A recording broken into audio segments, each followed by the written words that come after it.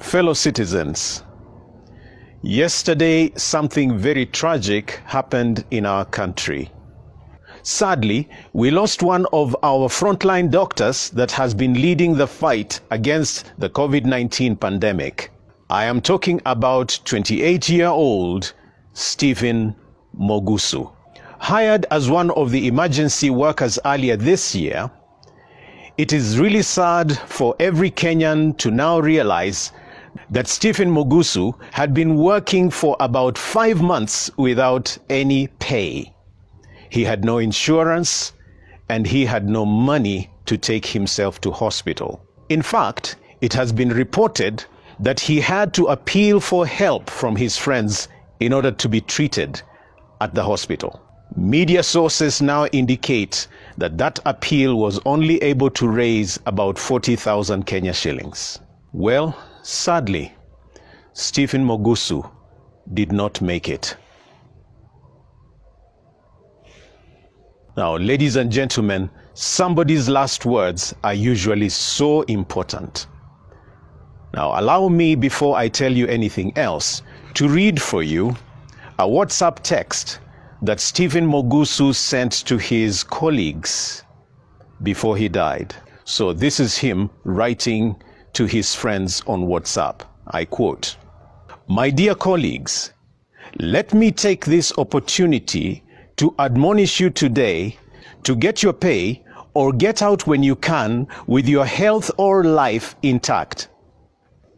I have had the COVID-19 ARDS, and I will say, not even a full pocket can replenish what has been lost on high oxygen flows, all manner of masks, and begging for one more gasp of fresh air. Usually I'd write and write, but today I just want to say, save your miserable selves from those institutions. You will live to earn again." I am not in any way inviting arguments or responses to my post. I am too weak to type anymore. Save yourselves. Those were his closing words. So let me first of all ask how our government responded to this. Very quickly, Governor Peter Ojamong comes out and says, hawa madaktari, nurses na clinical officers ambao wanataka kugoma, hata ukigoma haitakusaidia. Translated into English, these doctors, nurses and clinicians who want to go on strike, even if you go on strike, it will not help you. Tukae chini tuongee. In other words, let's sit down and talk. Ambia hawa watu wa health bwana, mvumilie kidogo. Tell these health workers, be a little patient. Mpaka hii BBI ikwishe, kama italeta vitu mzuri, halafu tuende mbele. In other words, let this BBI process pass, and if it brings us something good, then let's proceed. That was the response of Governor of Busia, Peter Ojamong. And notice, he's not just responding to an incident like that of Stephen Mugus, but to the plight of the entire health workers fraternity. Simply put, don't talk about the health needs and the challenges you have. Be patient. Let's deal with BBI. When BBI is done, you know what? Something good will come out of it. In other words, don't bring health issues here. So that is the response of a governor. Now, here is another response, this time from the former Prime Minister. You know, when the handshake was being done in 2018, I never knew that we were getting a second president or a co-president. I have not heard from His Excellency Uhuru Kenyatta. I have not heard from Deputy President William Ruto. But here is a statement that was issued by former Prime Minister Raila Odinga. I managed to transcribe almost the entire speech, and this is what he says. All I want to do is appeal to our doctors to be more understanding. We are in a crisis at the moment. People are dying. It's not only doctors who are dying. Kenyans are also dying of this COVID. The economy is hurting because of many months of beating. So it is not the time to hold the government at ransom. The doctors themselves take an oath to protect life. How then do you justify downing your tools when people are dying? I want our doctors to become more realistic and more understanding. Although they are suffering, it is not only the doctors who are suffering, says he. We have teachers, engineers, lecturers, and so on, he says. This is the time for understanding, negotiating, sitting down, and moving forward.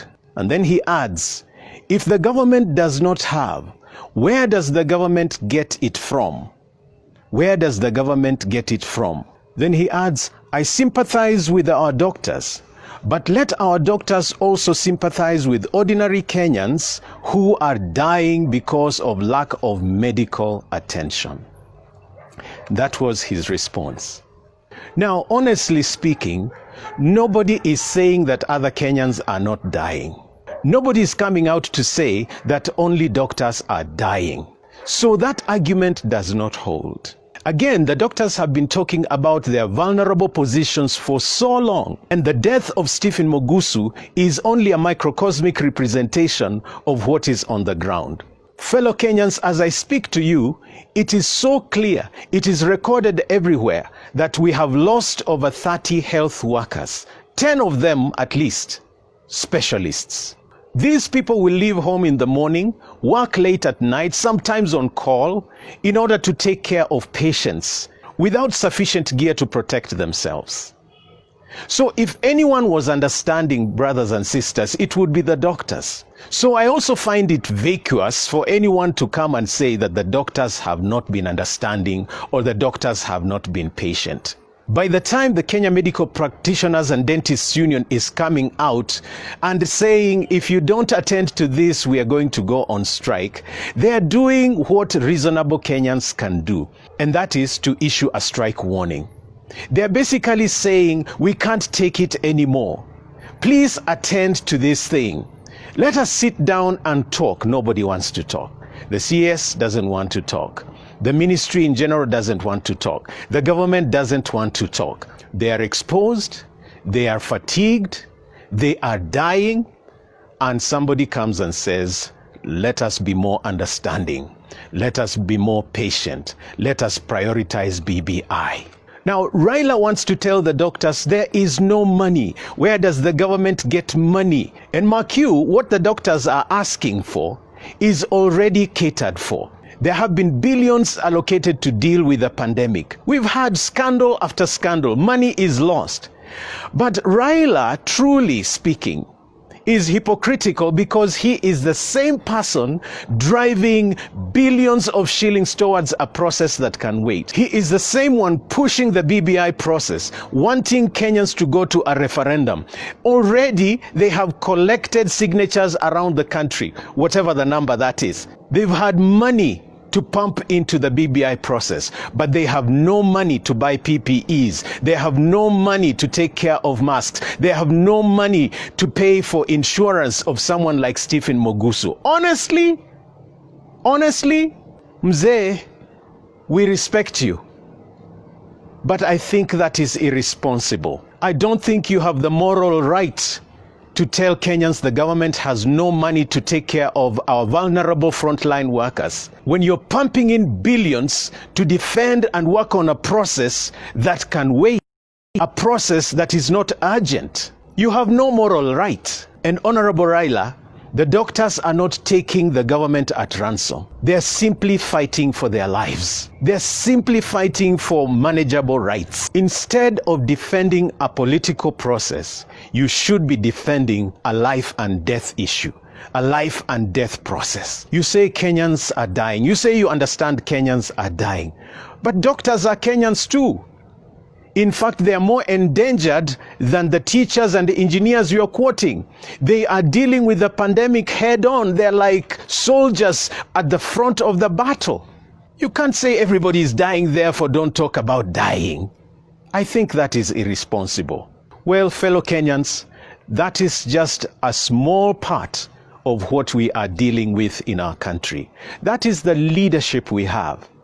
That is the kind of attention you and I have in the midst of a pandemic. And like I said before, unless this is not a pandemic, unless all this is calculated to finish our doctors so that we can all die, unless there is something we don't know, guess what? When these guys get sick, they will find foreign treatment. They will fly to South Africa or to London or to New York and get medical attention. You and I will be dying here. You and I will be going to our graves, including our doctors, with nobody caring. They don't care. So in closing, I'll just say a few things. First of all, our heartfelt condolences to the family of Stephen Mugusu, as well as the families of our medical soldiers that have died during this pandemic. May God comfort you. May God strengthen you. May God walk with you through this dark corridor. But secondly, I will add, Kenya does not belong to only 2 or 3 people. Kenya does not belong to a small clique of people that feel more entitled to live, that feel more entitled to spend, that feel more entitled to lead, that feel more entitled to life itself. So none of you should feel intimidated and made to cow down or made to feel like you can't speak as a Kenyan. Well, I have said it before and I say it again. Evil must be resisted, and what we are experiencing in Kenya is a bad evil. In Micah chapter 6 verse 8, God reminds us that he has shown all of us what is right. To love justice, to love mercy, and to walk humbly with our God. We all want justice. We want to see mercy exercised. And we want every Kenyan to remember that we did not bring ourselves here. All of us are going. All of us will die. So don't imagine you will not. Thirdly, I know that many Kenyans have been praying for you as leaders. Many Kenyans have been agonizing. Tears have been shed on this Kenyan soil. People in their prayer rooms at home praying for our country to change, for our government to change, for our leaders to change. But brothers and sisters, there is an end to that. Time comes when prayers must change. Perhaps this is actually that time when we must begin to lift our hands to heaven and cry out for an end to this regime. Perhaps time has come for us to raise our hands to the sky, to kneel by our beds, to kneel in churches, to kneel wherever we can, and begin to pray for an end to this kind of regime. And God hears prayer. God answers prayer. People come and go. You were not here 100 years ago. You will not be here 100 years to come. You will also go. And perhaps every Christian, this is a good time to start praying for an end to this kind of madness, for God to intervene and maybe even remove these leaders from office. Maybe intervene in ways only he can. Because there is a limit to oppression, and God always stands against oppression. Lastly, again, if we don't learn from history, then we'll pay a costly price.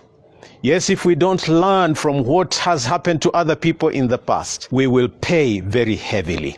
I am reminded of the Queen of France, Marie Antoinette, at a time when the French people were dying, at a time when there was no bread, at a time when there was no food, at a time that the French people were getting sick and no treatment. Marie Antoinette was busy spending like crazy. I am told that one of her pieces of jewelry cost so much it was enough for one apartment in Paris.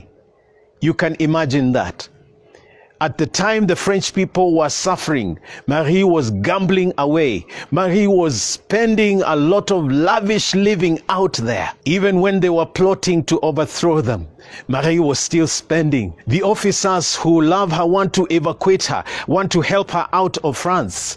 And so they planned for her to escape in a small chariot, a tiny chariot. But Marie wants this pomp. And so, wants these big chariots that would have enough space for meals and wine. Even when her end is coming, she did not know. And sometimes it looks for me exactly that way.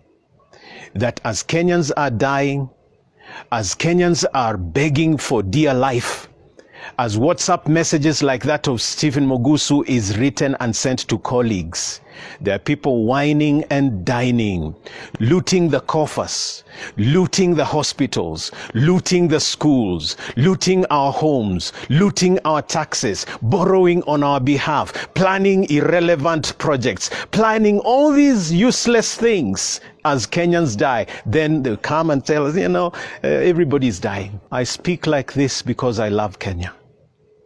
I speak like this on behalf of many who cannot speak.